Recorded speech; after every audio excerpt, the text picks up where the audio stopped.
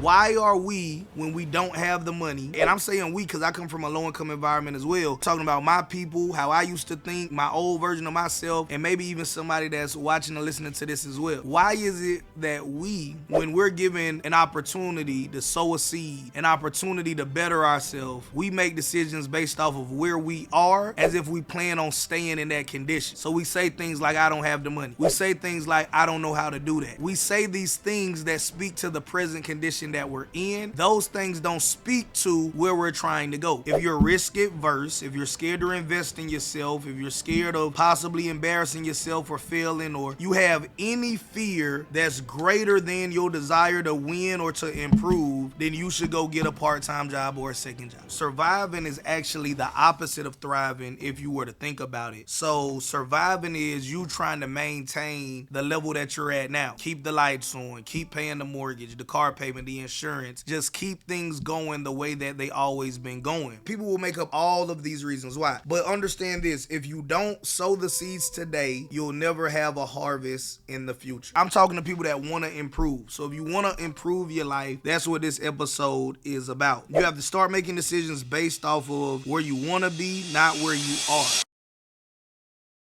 Welcome to another episode of the Income Autopilot Podcast. I'm your host, JT, and I want to talk to you guys about the fundamental truth that's holding a lot of people back, and that is surviving will make you poor, and if you are low income or poor, it'll keep you poor. Let's quantify it with a dollar amount, 6 figures or less, $100,000 or less. Now, I know that's extreme because most people don't even make 6 figures, but most people, at least as of this recording, don't listen to podcasts either, so I'm not talking to regular people. Regular people not here. I'm talking about those of you out there that sincerely tune in to podcasts like this because they want to get to the next level. So surviving is actually the opposite of thriving if you were to think about it. So surviving is you trying to maintain the level that you're at now. Keep the lights on, keep paying the mortgage, the car payment, the insurance. Just keep things going the way that they always been going. Thriving, that's an improvement. That's things are getting better. That's you're doing above average. So thriving insinuates an improvement. Surviving insinuates you're just trying to maintain what you already got. So surviving is the opposite of thriving. I want you all to, first with that fundamental truth, understand that we have to get out of survival mode. Now, I know some people are going to disagree,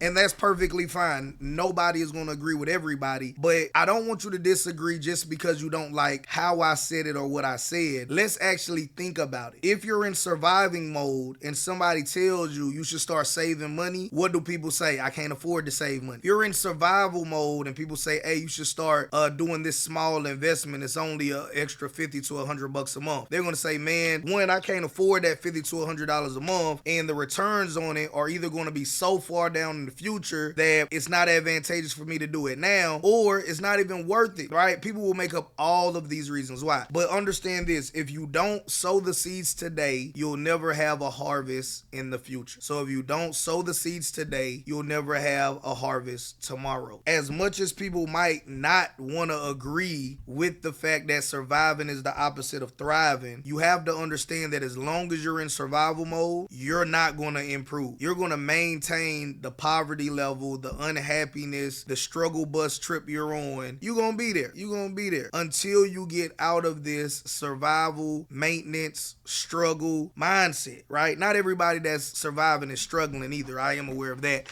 But I'm talking to people that want to improve. So if you want to improve your life, that's what this episode is about. So you have to start making decisions based off of where you want to be, not where you are. If you want a happy relationship, don't post your partner. That's what the data said. Not JT's opinion, but when you have a private relationship, if you have a problem, you guys can resolve it amongst yourselves and then move on. Problem with public relationships is you two have an argument, you post about it on social media, you guys forgive one another, but your friends are still mad. Your family members are still mad. Other strangers that were in your public relationship, they still feel away and, want to put in their 2 cents that can negatively impact your mood or whatever you got going on. So your relationship is not with the entire world. Your relationship is with one other person, or it should be with one other person. That being said, why not just keep it between you two anyway? It's none of your business that y'all are in an argument, just like it's none of y'all business that y'all are thriving now, So for motivational purposes, if you want to share your wins, that's cool.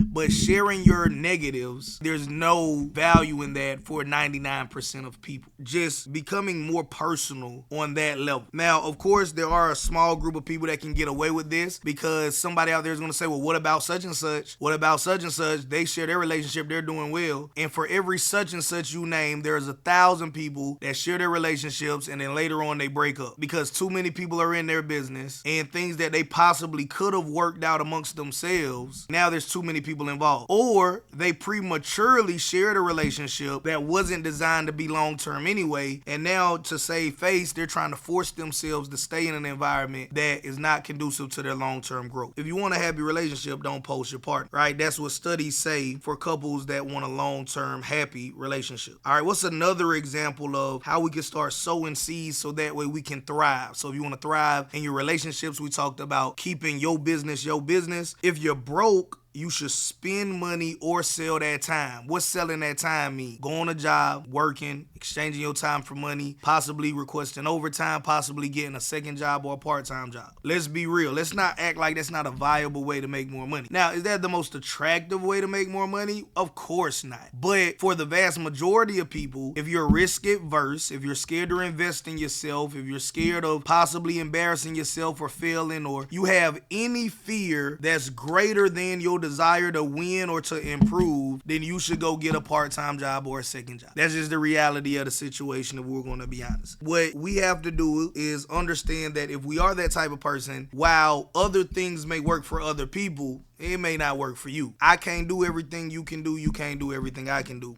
if we were going to be honest with one another. Let's get into an example. When you're sick, think about this to yourself as you listen to this. If you're sick, do you do things based on planning to stay sick, or do you do things based on planning to be better one day? Let's get a visual in your head. If you're sick and you plan on staying sick, we call that terminal. So now you have a terminal illness. What happens when somebody is sick and they plan on staying sick or become terminally ill is what we'll refer to that man or woman as if they planned on not improving. Our concerns then go towards, let's keep them out of pain. If they're terminally ill, that's unfortunate. I just don't want them to be in any pain for the remainder of time that they're sick because they're not going to get better. So let's just get into a pain-free environment. Do you want to be there? Do you want to be, okay, I'm not happy with where I am in life, but I'm also not in pain either. So I'm not happy, but at least I'm not in pain. I'm not doing as bad as the person that's in the middle of the intersection with the sign. Not doing as bad as the person who lights and stuff get cut off every other month, right? So I'm doing okay, but I'm not doing where I want to be at in life. Like I'm not doing what I want to do in life. As somebody with a South Carolina education, as somebody that don't speak that good, make mistakes every single day, but still by the grace of God has found financial success, I'm here to tell you, you don't gotta be the smartest person in the world to reach your financial goals. That's why I'm super vocal about it, even though I may not be the best orator. I may not be the best speaker, because I want you all to see an imperfect person can still find success. Because this is what I know. You not perfect either. But lots of times we say, okay, I can't do that thing because I'm not perfect, I'm not good enough. But let's get back to our example. If somebody is terminally ill, we just worry about keeping them out of pain and we start making funeral arrangements at some point in time. So what's going to happen when they eventually, are no longer with us? Because they're not going to get better. So we're not worrying about what vacation we're going to take with them or how we're going to this or how we're going to do that. We're worried about, hey, look, who going to have the body? Let's let the family know. Let's make some arrangements. All of this stuff can happen while the person is still terminally ill. What if, to flip the switch,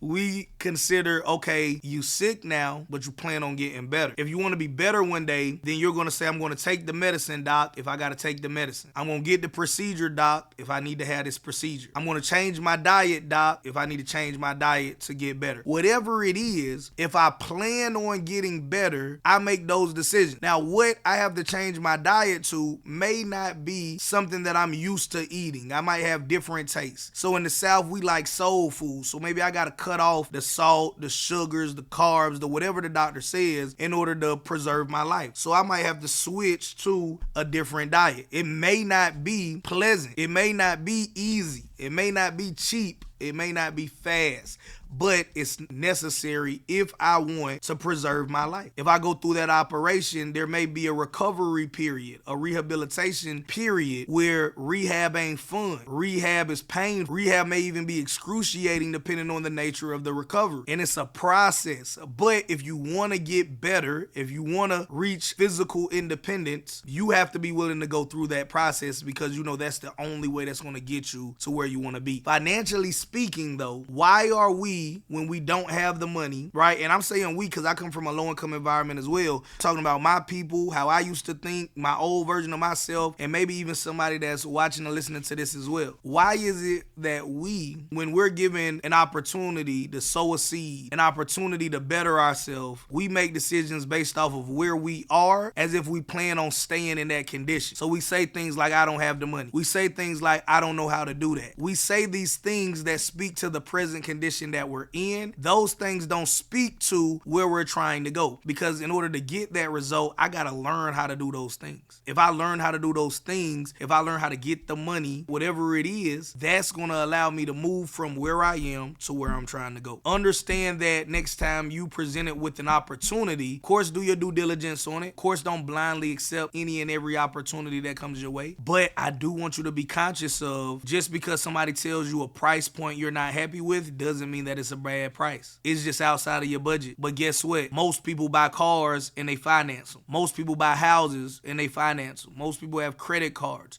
Most people have, some sort of leverage, debt, asset, and most times they're not using it to have an asset that's going to make them money. Knowledge will make you money. Real estate will make you money. Stock, business, if done right and you have the proper information, all of these and more can make you money. So why is it that so many people choose to stay, like Les Brown said, in a known hell versus going to an unknown heaven? Why is it? Why would you stay in a known hell instead of choosing to go to an unknown heaven? People will say things like, I'm living in hell. Move.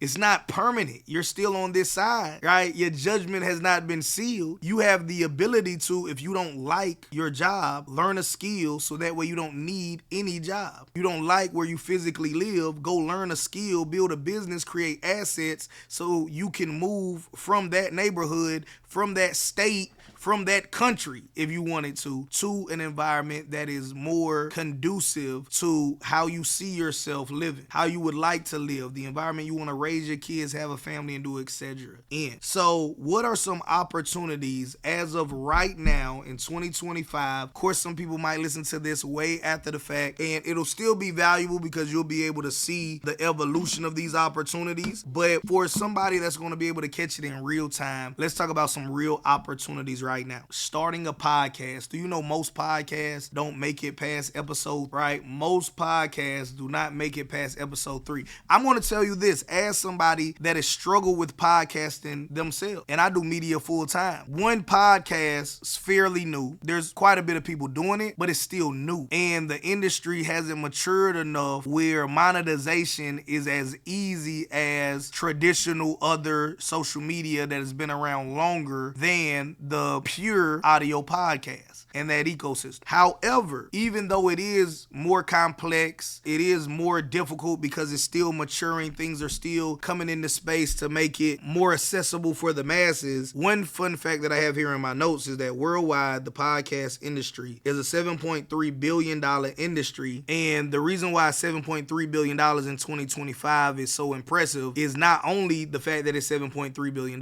This number represents double what we expected it to be by all projections. So this industry is rapidly growing. There's a huge opportunity for men and women, people just like you, blue collar workers, business professionals, students. Even if you're already a high net worth individual, you earn 6-7 figures or beyond, there's still a huge opportunity for your weekly podcast. You can't cut out one day a week. Cut the radio off, use your cell phone, because the power of these cell phone microphones and cameras right now, it's crazy. Use your cell phone. If you want to invest in a setup, you can get a microphone and a camera setup, relatively inexpensive, that'll still have decent quality. And as time progresses, you're going to get even better equipment cheaper, because that's how tech works, right? But you could just cut the music off, and on your commute to work, on your commute from work, during your lunch break, instead of scrolling on your phone, you give your thoughts on current events, whatever's happening in your life that's evergreen, just whatever it is that you feel that day, and you speak to people that share similar interests as you, right? Now, if you know something and you could teach them, you could teach it. If you just are an entertaining person and want to make people laugh, you can't. But even if you say, I'm not a comedian, I don't think I can make people laugh, I don't think I can really teach anybody anything, the vast majority of highly successful programs are just men and women that give their unbiased, uncensored belief system about current events, and they garner an audience of people that agree with them, but just don't have the courage to publicly say, hey, you know what, I stand for this, I stand against this, whether it's human rights or religious beliefs or political beliefs or whatever it is, because there's so many people that are worried about, I don't want to offend this sexuality of people, this gender of people, this religious group of people. But there are people that, to be real with you, they're pro something and anti something, so they'll rally behind the voice of whatever it is. Now, if you don't want to go to either extreme and share stuff like that, you could just share your interests. So if you're into sneakers, you could talk about sneaker releases and things of that nature. And if you're into hair and makeup, talking about any hair and makeup related news or anything that's relevant to your world, to your life, there is thousands, if not millions of people that would love to hear about it ASAP. So I want to encourage you to not be afraid to start a podcast, because the industry is exploding. A ton of money is going there because a ton of attention is being drawn there. Money always follows attention. So if you can get in on an environment soon, so if you're listening to this relatively soon, your advantage is you're going to get in early. If you're listening to this episode later on and it's already matured, your advantage is that you don't have to go through the roller coaster of ups and downs until it matures. You already have a mature framework that you can insert yourself in and start getting money quicker than the people that had to ride that roller coaster, or more consistently than the people like myself that have to ride the roller coaster. What I like about podcasts, and then we'll go into some other opportunities as well, is that it's a little bit different right now than other social media. What do you mean it's a little bit more different? Well, if I go create a following on YouTube, then that's YouTube's audience. If I go create a following on Instagram, on Facebook, those are YouTube followers, those are Instagram followers. I may never have a direct line of communication independent of that social media platform to be able to reach them. I may not even be able to reach 100% of my followers if I go to that platform and make a post and try to speak to all of them. And that's just the nature of the business. But on a podcast, I can own that holistically, and then I can distribute that podcast to a Spotify, to a iTunes, to whatever distribution channel I want it on, and I can collect different checks from Apple Podcasts, Spotify, iTunes, you name it. I can run the gauntlet on different ways and different places and make different checks off of that same piece of content. So imagine if this podcast episode is available on iTunes, on Apple Music, on Spotify, on all of the major podcast distribution outlets, and advertisers want to advertise either before, after, or during this segment, and they have to split a portion of that revenue with me. So I can record this conversation once and get paid for it over and over and over again in perpetuity. So by sowing that seed and starting that podcast, you may not go viral today. Most people don't go viral at all, just to be real, but you may not go viral today, but you may over time start building a tribe, building a community of people that share your interests, that enjoy hearing your perspective, and now that community will grow into something that via monetization channels you can now replace your 9-to-5 job or supplement it at a bare minimum. And there's people that make crazy money, right? So limiting yourself to only make as much money as you make on your job would be a mistake. Limiting limiting yourself to only make six figures will also, in my opinion, be a mistake as well, because this is, now we're getting into social media that you own, and it's not just the property of whatever platform somebody is seeing or listening to it on. Does that make sense? So more ownership over this form of content than any other social media channels out there. Where is another way that you can get an asymmetric risk? You can have an opportunity to start sowing seeds so you can start moving away from survival into thriving. And of course, if you have more money, you can do bigger jumps. You can start investing in real estate, franchises, buying businesses, and etc. And we can talk about those larger investments, and we'll talk about those larger investments in future episodes. But to make this palatable for everybody, we'll talk about things that are most cost effective, because a podcast setup relatively inexpensive. Now, of course, some podcasts go all out, spending a ton of money to produce it, but you don't have to spend a lot of money in production to have a quality podcast that'll make you money over and over and over and over and over again. Don't get caught up in that fallacy at all. But next on my list, because I got 3 of these I want to get through. If you can borrow money cheaper and faster than you can earn it, you should leverage it. I'm going to say that again. If you can borrow money cheaper and faster than you can earn it, then you should leverage that. I used to be the guy that was completely against borrowing money. I wanted people to know that I own my real estate free and clear. I wanted people to know I bought my first home with a 400 credit score, and it was almost $300,000 cash, because I learned sales and I saved my money. And if you manage your money properly, you don't need credit. I'm a country boy. That was just something instilled in the deep South. Not very wise, but backwoods wisdom, if you will, right? They were like, man, stay away from that credit. That credit will get you in trouble. And the people around me, my uncle bought real estate and still does, buys real estate cash. So it's one thing when you're the only one that says, I'm not going to use debt, right? And people around you are like, that's crazy. But when you're in an environment where everybody around you is using cash, either because they don't have good credit, they don't know about credit, or they just are against using it, but they know how to manage their money and earn above average money, it becomes normal. So that was normal to me. But what I've learned over the years being a full-time entrepreneur since 2014 is that if you could move faster, that is better than having the pride of saying, I did it all myself. So some people just want to be able to say, I did it without a mentor. I figured it out on my own. Well, guess what? There's no trophies for you figuring out something in 3 years that a mentor could have taught you in 90 days or less. So you just wasted time just to be able to say you figured it out. This is assuming that you ever figure it out, because not everybody figures out everything. So if you're able to properly borrow money cheaper and faster than you can earn it, and you're going to deploy it towards assets, why not?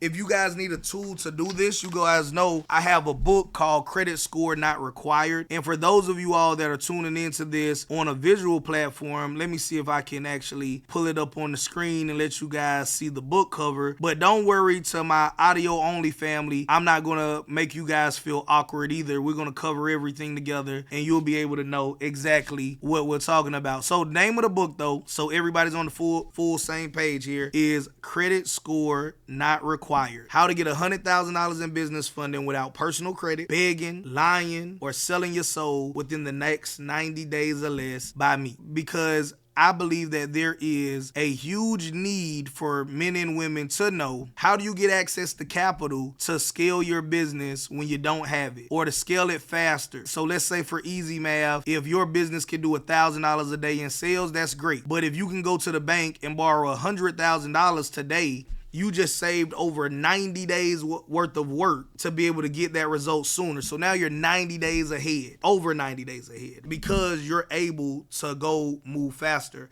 And I'm thinking about the appreciation of certain assets because I got them when I got them and I was able to hold on to them long enough. If I didn't have the liquid capital, leverage would have gave me that same opportunity, and it would have been cheaper because of the nature of leverage. Thinking about even the business opportunities that have gotten harder because of how the industry has changed over time, knowing that, hey, you could have made hundreds of thousands of dollars way simpler than what it takes now for you to make $50,000. In certain businesses, we easily made $250,000. If you try to do it that way now, you won't make anything. And in the same amount of time, if you did it the way that it demands it to be done, there's some people that struggle to make $50,000 in 6 months. because of how much more expensive things became just because how things evolved in certain businesses and in certain industries. So you get an asymmetric risk just by being able to move fast, just by being an early adapter, as they call it.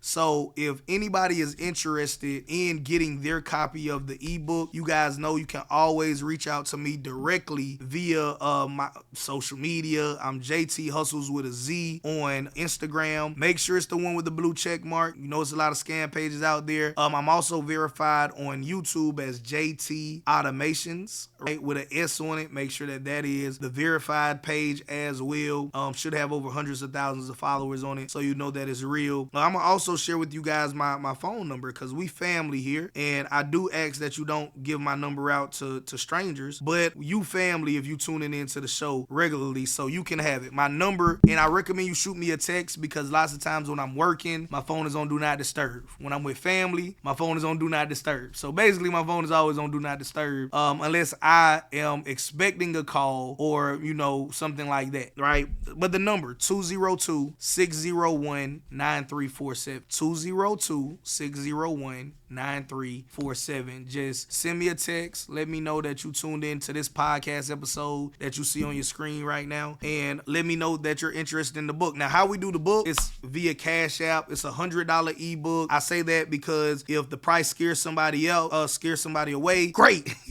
So that's just fine with me. But you Cash App me $100. I email you the book. In the notes section of the Cash App, you put your email address. My Cash App is $JTHUSTLEZ, the number 2. If you want to make sure that that's still the right place to send it, contact me first, right, via a text or something, or a social media comment, and I'll confirm with you that that's still the best way to reach it. Of course, if you do this within the next year or whatever, that's right. But I don't want to date this. I don't want to limit this, because the money back guarantee that's associated with it is if you do everything the book says. And I mean, don't try to mix that framework up with 100 other different podcasts that you tune into framework. But if you do everything that framework teaches you in 100 days or less, and you don't have $100,000 in business funding, I'll Cash App you back $200. $100 for your refund, another $100 for wasting your time. And you still keep whatever amount of money you made. So you got $5,000 in business funding, you still got that as well. So that's the second way. If you can borrow money cheaper and faster than you can earn it, you should leverage it. And if you need help doing that, just giving you a resource, credit score not required, just hit me up if you want to get your copy, or Cash App me, and then put your email address where I should send it to in the comment section, or in the notes section, excuse me, and I'm gonna send it right over. Last one, or last asymmetric risk I want to share, just for the sake of time in this episode, is create a physical product business that targets women age 33 to 55. The reason why I'm being super specific is because and not just women age 33 to 55, not just a health and wellness or a beauty business, but also those that make $100,000 a year or more, right? All of that is important. You want women, you want them age 33 to 55, you want them to make at least $100,000 or more a year. That's like 2% of the total United States population, but they spend an exorbitant amount of money every single month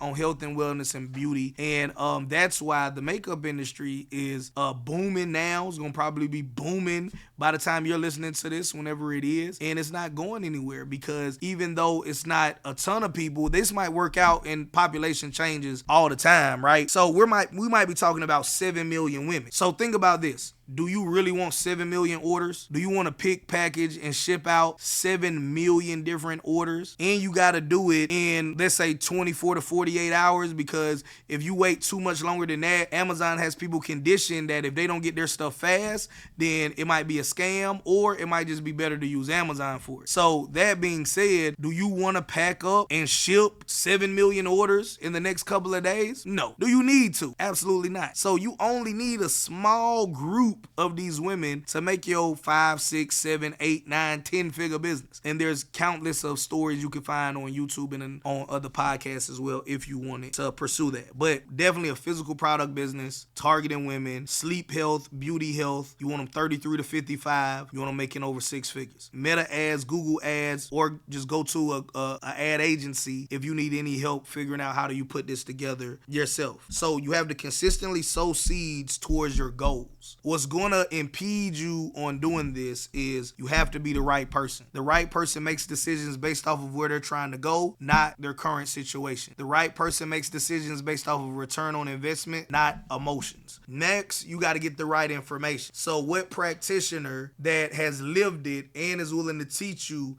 how to do it is willing to do that. Next, infrastructure. Because if you're the right person with the right information and you go to implementation, which is step number 4, but you skipped over infrastructure, you get burnt out. Proper infrastructure allows you to execute business 24/7, 365. So that is where my company is specializing in. We want to specialize in helping businesses in their infrastructure so that way they can make money in a way that's not tied to their energy, their time, their personal know-how, but they can still reap all of the benefits that come with being an entrepreneur as well. And of course, after you get the proper infrastructure, not just implementation is number 4, but consistent implementation. Gotta emphasize that. You gotta never stop learning. Don't be afraid to hire a team. Don't be afraid to build a moat around your business. What's your differentiating factor? Invest in something that makes it so Joe Schmo nobody can't pop up and do exactly what you do tomorrow, whether that's buying a business that supports what your business is already doing, adding some proprietary software, and then maybe even selling that or licensing that out to other businesses in your field as well. Your only limitation is your imagination. I'm just letting you know what we got going on here. But stop trying to survive. Stop trying to survive and start working towards thrive. And even if you don't know how you're going to be thriving in the future, start sowing those seeds today so that way you can reap a harvest in the future. God loves you. I love you. I'll see you guys in the next podcast.